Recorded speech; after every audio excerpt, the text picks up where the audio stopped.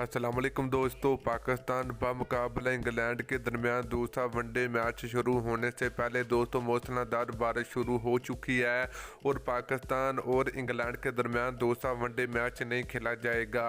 तो अंपायर ने बड़ा बयान जारी कर दिया। तो मुकम्मल तफसील आप लोगों को इस वीडियो में मिलेगी, तो आप लोगों ने लाजमी इस वीडियो को एंड तक देखना है।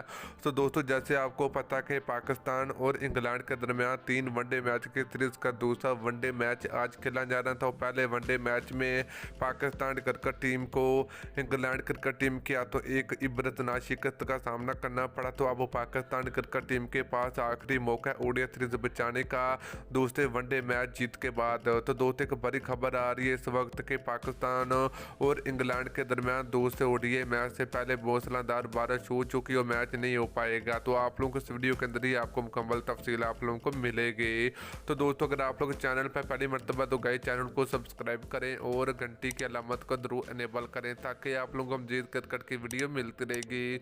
तो चलिए दोस्तों आपको बताते चले कि पाकिस्तान बमुकाबला इंग्लैंड के दरमियान दूसरे वनडे मैच में बारिश रुकावट डाल सकती है, क्योंकि इस वक्त सुबह से काफ़ी ज़्यादा बारिश हो रही है और मैच के दरमियान भी बारिश हो सकती है। तो दोस्तों इंशाल्लाह ये मैच होगा और इंशाल्लाह ये पाकिस्तान क्रिकेट टीम दूसरा वनडे मैच जीतेगी भी।